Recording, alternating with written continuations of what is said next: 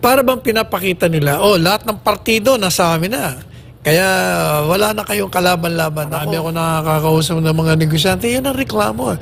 They clamor, they are hungry, they are thirsty for the brand of leadership that Duterte has given to our country. Ito nga mga kababayan, bago natin ituloy ang video na ito, kung bago ka lang sa aking YouTube channel baka pwede makahingi ng like at subscribe at click mo na rin ang notification bell para updated ka sa aking nilalabas na bagong video. Salamat po.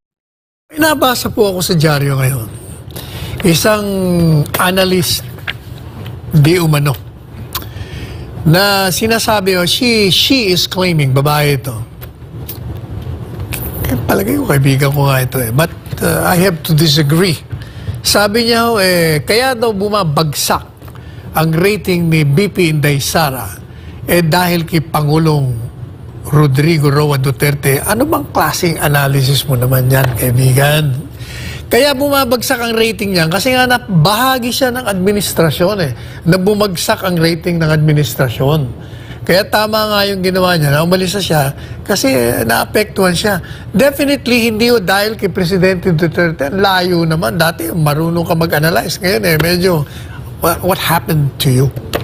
Pero mo, si Duterte daw, yung tatay daw ang dahilan ng pagbagsak ng rating ng anak. Ang layo mo, Day. Siguro nakalimutan niya, Attorney Sal, na even after bumaba na or natapos na yung termino ng dating Pangulong Duterte, mas mataas pa yung ratings niya even before he started as president. Tingnan niyo, pag yan matapos yung July 19, yun talagang wala na siya sa DepEd. Akyat na uli yan. Just needs to break free, Attorney Sal. How would you assess ang ating pong AFP in comparison po between the Marcos and the Duterte administration, Attorney Sal? Nung panahon ni Presidente Duterte, bumibili tayo ng mga armas I remember that. In fact, ayaw nga pabili itong Amerikano dahil gagamitin daw natin sa paglaban sa sa mga kalaban sa Estado. Ayaw nila yun. Anyway, umanap tayo ng iba, nakabili tayo. Pero yung sinasabi na lalaban tayo, naku, lalaban kita mo, inaapi tayo, wala naman tayong magawa Kaya hindi po ba ang palaging mungkahe ko, mag-usap na lang. Dahil talagang hindi natin kaya. Mga kaibigan natin, puro din salita. Hindi rin tayo tinutulungan. Pag-usapan na lang natin between sa pagitan ng ating presidente at presidente nila o di magkakaayos. Attorney Sal, may nabanggit po kayo na nung panahon po ni dating Pangulong Rodrigo Duterte, gusto po natin mag-order ng mga armas galing po sa Amerika. At dahil napapanahon na rin po or natatopic yung Russia ngayon, the visit that former President Duterte made, which you were with him, I think that was during the time of the Marawi siege.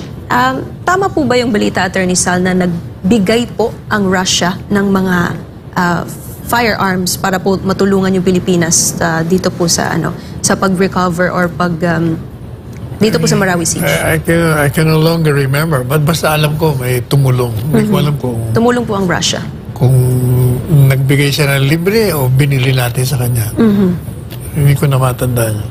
Pang-ahensya ng gobyerno ang nagsasagawa ngayon ng investigasyon regarding po kay suspended Bamban Mayor Alice Guo. Kinakailangan, is it necessary, Attorney Sal?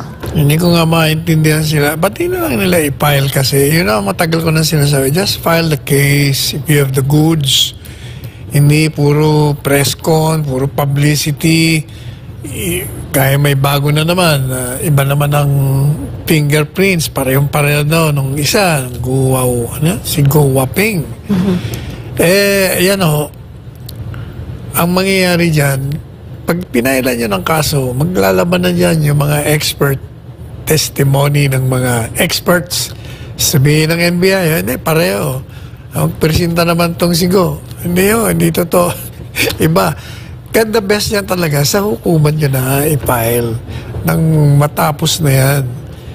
Siya nga pala, meron pang isa akong napansin dito sa dyaryo. Pinangangalanda ka ng ano bang partido ni Speaker Martin? I'll check, Attorney Sal. Dahil marami na raw ho silang nakukuwang mga allies na nakikipag-alyansa sa kanila. Kasi ang Presidente Marcos Jr. nasa federal. Ngayon, nakuha nila lakas initially. Lakas, CMD. Ngayon naman, yung nationalista daw. At para bang pinapakita nila, lahat ng partido nasa amin na. Kaya wala na kayong kalaban-laban. Ako, maniwala po kayo, yung mga taga-suporta ng mga Duterte. Tandaan nyo, noong 2016, ang Pangulong Duterte, na ayaw nga tumakbo talagang hindi lang siya makahindi sa panawagan ng taong bayan na kailangan siya. Nung tumakbo yan, wala, ang partido niya, PDP Laban, ay ilan lang ang miyembro. Hindi ba, ang kantsaw nga nun sa PDP Laban si Senador Coco Pimentel lang ang miyembro, tsaka ang tatay niya. So, tumakbo siya. Halos wala siyang partido.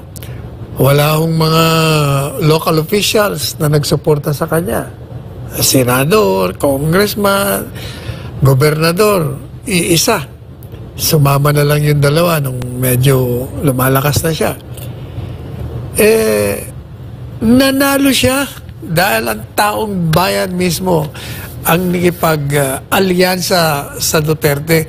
Kaya yung mga sinasabing mga alya, huwag nyo na pansin niya, hayaan mo na sila magsama-sama. Tandaan nyo sasabihin ko, Sarah. If BP Inday Sara runs together with PRRD sa 2028, that's a combination so powerful that game will be over. Pag yan ay nagdeklara na, yan ang mga kumakalaban, yung mga politiko-politiko na yan, magtatakbuhan uli yan kay Duterte kasi alam nila mananalo at delikado pag wala sila dyan sa alyansa nakasama si Duterte. Pabayaan nyo na sila na mag-enjoy sa kanilang imahinasyon. Attorney Sal, marami po tayong mga political parties dito po sa Pilipinas, and like you said, yung iba ay nagjo-join forces na po laban sa mga Duterte. Pero even if you join all of them together against the Dutertes, wala yan, alam mo yung mga partido. Ang labanan talaga dito, talaga sa Pilipinas, personalities. Yung lakas ng personalidad ng isang tao. Yung tinitingnan nila yung record, gaya ng Duterte. Kita mo, sino ba si Presidente Duterte noon? Minimenos nga siya noon. Alkalde lang yan.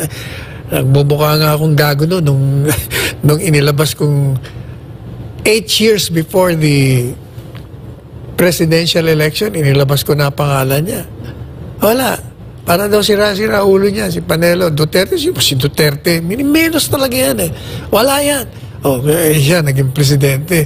Kaya, alam po ninyo, ang Pilipino, ang tinitingnan talaga nila, yung karakter ng isang tao, hindi yung partido. Wala yung partido yan.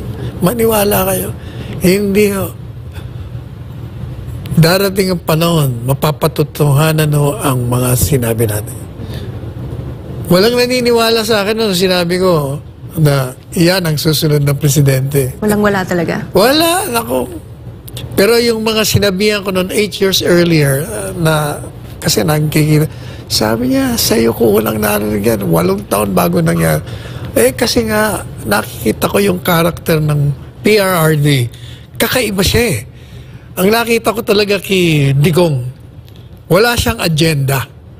Yan ang maganda, walang agenda, walang baggage Kaya, magagawa niya, sabi ko sa panahon niya, magagawa nito lahat na gusto niya kasi wala siyang tinitimbangan hindi siya kurap. Ayaw niya ng mga kurap.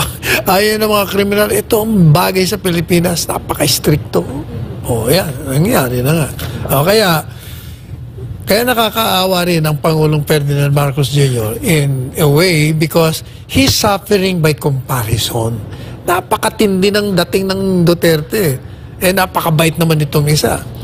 Tapos yung mga na-appoint niya, talaga naman palpak. Ilan lang. 6 lang na babanggit natin sa programa natin na mahuhusay. The rest, hindi. involved pa sa corruption. Nariyan yung, ano ba yun, PCSO? Ano pa? Immigration? Yung customs? MBI, talagang naririnig mo, nakikita mo na marami ako nakakausap ng mga negosyante, yun ang reklamo.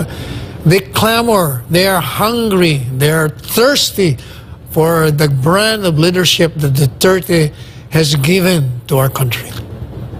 Attorney Sal, bago po matapos yung termino ni dating Pangulong Rodrigo Duterte is parang almost begging na yung taong bayan na, para bang manatili yung brand of leadership niya.